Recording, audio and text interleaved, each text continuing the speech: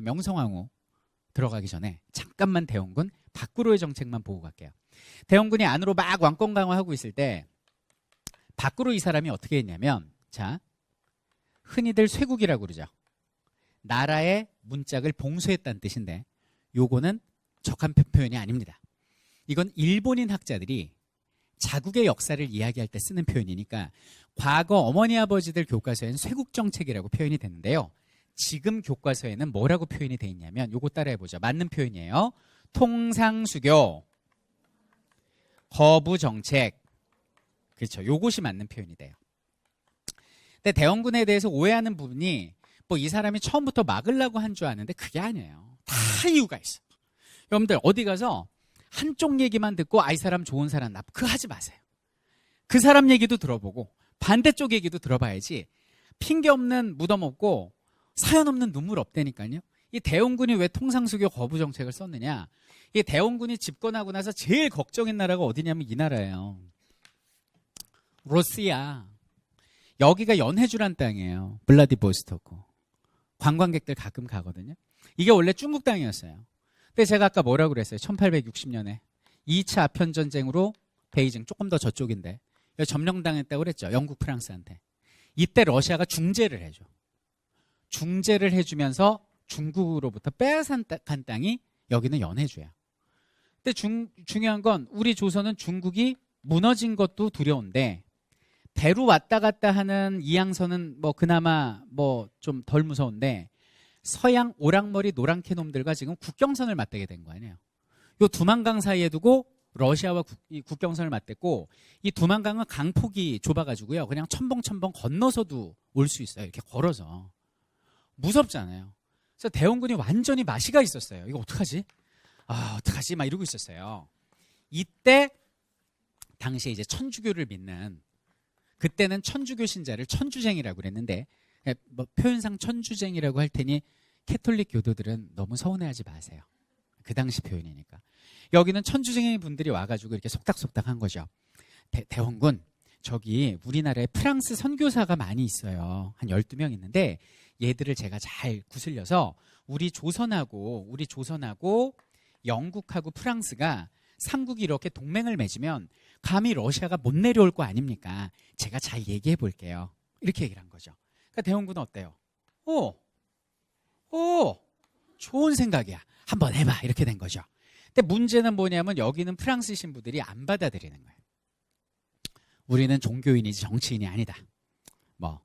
뭐 사실 좀 어렵겠다. 이렇게 이제 거부를 합니다. 그러니까 이 사람 입장에서 큰일 났죠. 이 대원군한테 잘 된다고 얘기했는데 어떡하지? 막 이런 상황에서 대원군에 반대했던 정책에 반대했던 관리들이 비판을 하는 거죠. 이 대원군 부인이 캐톨릭 신자입니다.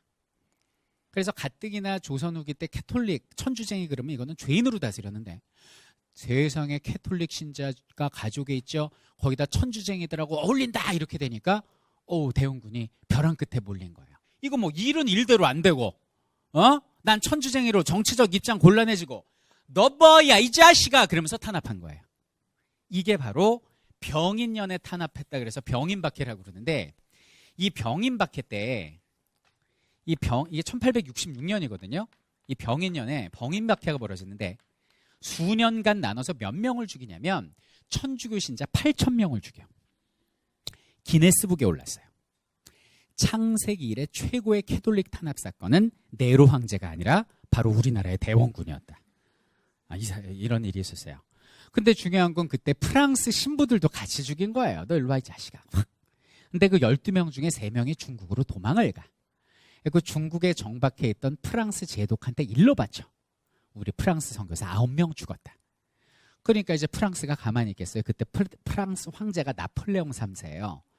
야 가서 조선 그냥 때려버리고 왕 바꿔버려. 그리고 우리 9명 죽였지 선교사. 9,000명 죽여. 이렇게 얘기를 한 거지. 대원군은 선교사 죽일 때 설마 프랑스가 쳐들어올 줄 알았겠냐고. 여러분들 조선의 승려 9명이 프랑스 갔다 죽었어요. 그럼 조선이 군함을 이끌고 프랑스 공격했겠어요? 뭐 어떻게 해요 그거를. 근데 프랑스는 그걸 할 줄을 몰랐지.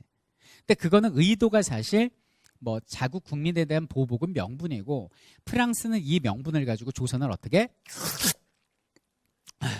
이거 하려고 그랬던 거예요. 그래서 프랑스 군대가 조선으로 쳐들어오려고 군화금 묶고 있었다고. 그 묶고 있을 때 황당한 사건이 벌어졌으니 그것이 바로 제너럴 셔먼호 서각 사건이에요. 이 제너럴 셔먼호가 뭐냐면 미국 상선인데 이 배 한 척이 우리나라 문호 개방한다고 평양에 와서 깔짝거리고 부녀자 폭행하고 민가에 불지르다가 평양의 군 관민에게 그냥 훈제가 돼서 새까맣게 탄 사건입니다. 이게 바로 제너럴 셔먼호 소각 사건이죠. 근데 이거는 전체 다 죽었기 때문에 미궁에 빠져서 미국인들은 제너럴 셔먼호가 어떻게 됐는지 몰랐어요. 증발됐다고 생각했어요. 그러고 나서 여기는 병인 박해에 대한 복수다 그러면서 이 같은 병인년에 누가 쳐들어와요? 프랑스 군대가 우리나라를 쳐들어와요. 병인년에 양놈들이 소요 사건을 벌였네? 이게 병인양요예요. 그럼 여기는 병인양요가 어디서 벌어지냐면 여기는 강화도로 쳐들어오는데 이 강화도로 쳐들어오는 이유가 뭐냐? 일단 인천 앞바다에 있으니까 서울에서 가깝죠. 강화도 뚫리면 바로 서울이 먹히고요. 북한강을 따라서 강원도가 먹혀요. 배 타고 들어가면. 남한강을 따라서 군함이 들어가면 충청북도와 경상북도가 함락이 됩니다. 그리고 여기는 예성강 따라가면 개성까지 위험해져요. 굉장히 중요한 군사적 요충지가 강화도거든요. 이리로 프랑스가 쳐들어온 거죠. 근데 그걸 우리가 막았어요. 양원수 부대가 정족산성에서 한성군 부대가 문수산성에서 막았습니다. 그 힘든 일을 해냈다는 거 아닙니까? 우리가 그래서 프랑스 군대 막았다니까요. 우리 조선인들이. 네.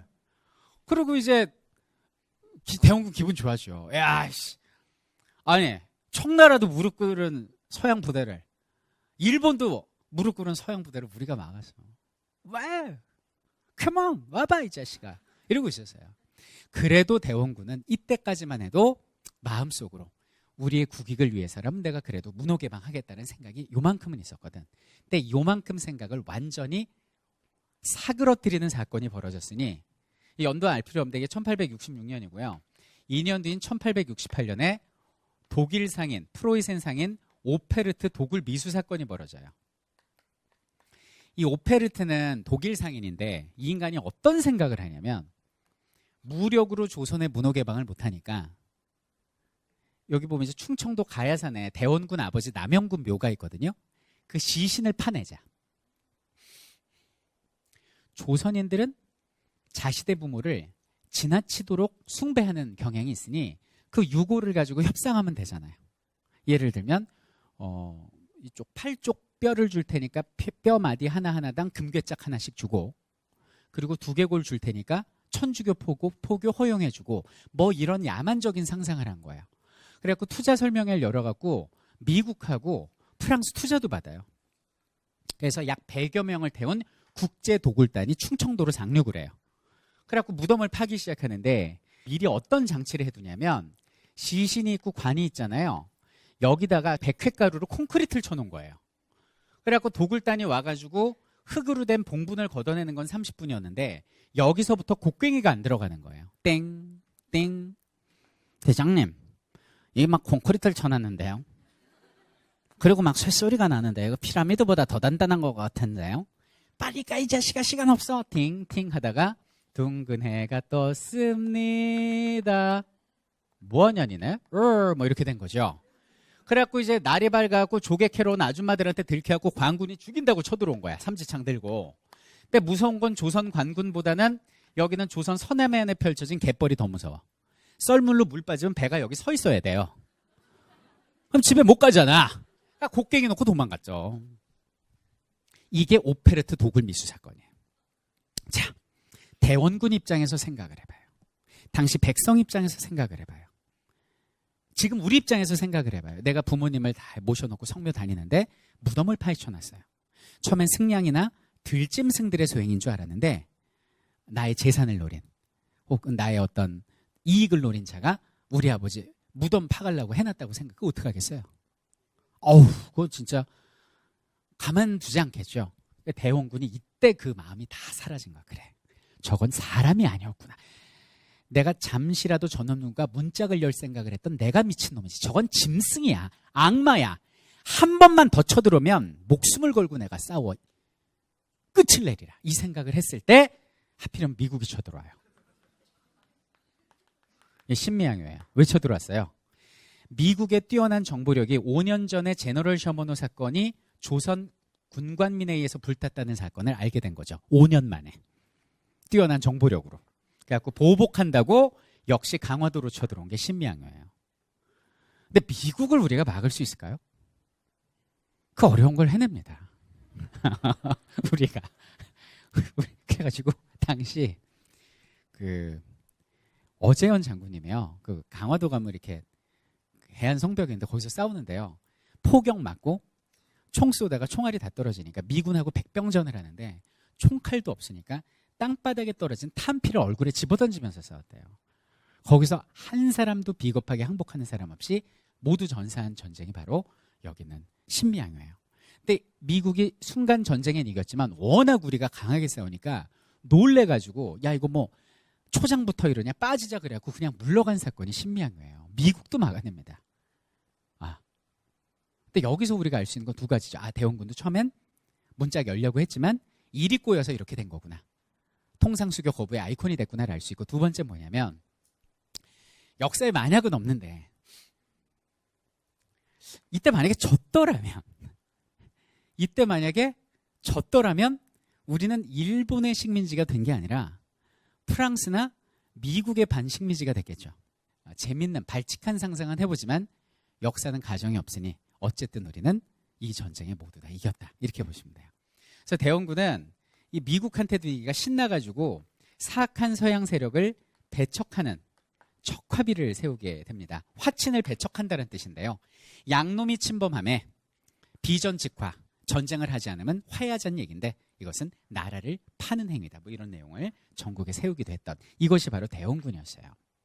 자, 그럼 우리는 1860년대 대원군의 시대를 봤어요.